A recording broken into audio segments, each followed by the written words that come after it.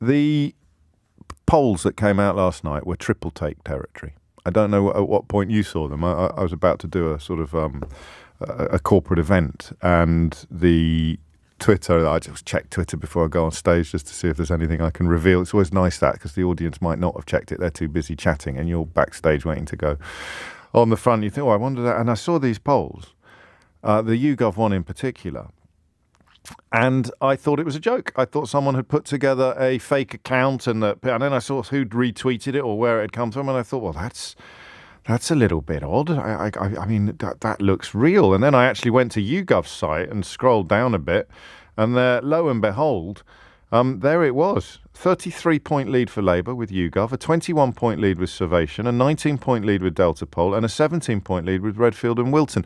The last one interesting because that's the biggest lead Redfield and Wilton have ever seen as well. So even though it's the lowest of the four, it's the biggest they have ever seen. And then this morning, another one came in bang on the 20. So your first thought is, good Lord, those poor saps who've spent the last 2 or 3 years thinking that anyone who said that any other leader would have been 20 points ahead of Theresa May back in 2018. They've spent 4 years now pretending that meant we also believed that any other leader would be 20 points ahead of Boris Johnson in 2021. They're now crucified by their own idiocy, their own stupidity, by pretending that they believed that when nobody genuinely did. They now have to sort of get hoisted by their own absurdity. That was the first thought. The second thought, of course, was flipping heck. I mean, that these are not normal numbers. This is a lead the like of which the Labour Party has never seen before. And it's sort of come from nowhere in terms of the numbers, in terms of what the graph has done, the gradient, what it's done. Imagine the opposite of what the pound did after Kwasi Kwarteng announced his new economic policy. That's what Labour's polling numbers have done. Not quite over the same period. So, you've all seen the graph of the pound tootling along. It's gone down to... Whoa, poor ladder! It's gone down... I nearly said something a little bit music hall and rude there, but I'm very glad I didn't. It's gone down faster than butcher's elbow. The opinion polling numbers of the Labour Party have done the exact opposite. They've sort of been tootling along. Everybody expects, traditionally, a honeymoon period. So the relief of getting rid of Boris Johnson, which is fairly widespread, except in the hardcore membership of the Conservative Party. A little bit of relief at getting rid of Boris Johnson. Liz Truss winning, winners usually get a little bit of a boost. The winners, the victors boost, if you like, the victors Viagra. And, of course, the idea that she'd made bold and sweeping statements very early in her tenure, you could realistically have expected what they call a honeymoon period. So you'd see a slight improvement in the polls for the Conservative Party because they'd got a new leader. They'd had a bit of a clear out. Holy McMoly. What is the opposite of a honeymoon? I guess it's being jilted at the altar, isn't it? And Liz Truss is looking pretty close to having been jilted at the altar by the electorate, albeit that she did just get a ring on her finger. That's one of the most torturous and poor analogies I think I've ever employed on the programme, and goodness knows it's a crowded field. So here we are at 30 minutes after 10, looking at absolutely astonishing poll numbers and wondering two things. The first thing we're wondering is, do we ever really have interesting conversations about opinion polls? What goes up must go down? In this case, I think, yes, necessarily. With the 33 lead, I can't see that translating into an election result. If it did, there'd be about 60 Tories. I'll say that again, 60 Tories in the House of Commons if that YouGov poll was translated into an election result. Isn't that incredible?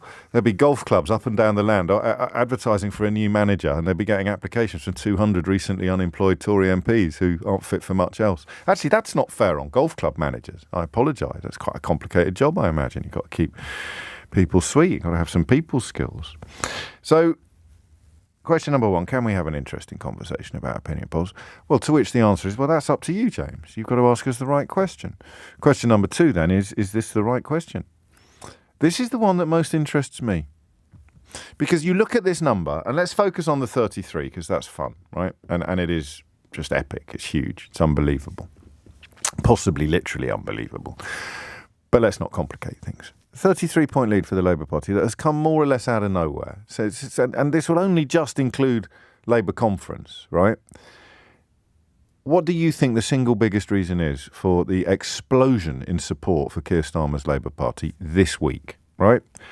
0345 6060 973 is the number you need. And I'll take whatever you've got. I mean, ideally, your personal position. The reason why I am part of the explosion in support for Keir Starmer's Labour Party is, James, ...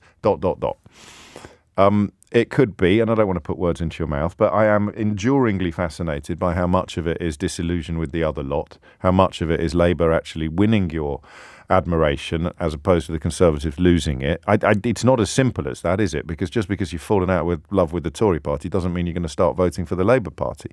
Quite the opposite in recent years, but Keir Starmer has clearly turned around that particular oil tanker, that toxicity of the brand that people on the doorstep were being told about. All the time during the 2019 election, everybody reporting back to me that the doorsteps were just giving so much negative opinion on the last leader of the Labour Party. He's turned that around. But why such a huge explosion? Unprecedented. And indeed close to unbelievable, almost certainly unsustainable, but who knows? Who knows? We talked about the light at the end of the tunnel for the population in general, for the country at large, just 10 minutes ago. For Liz Truss, what does the light at the end of the tunnel look like for Liz Truss? I honestly couldn't tell you, and I do this for a living.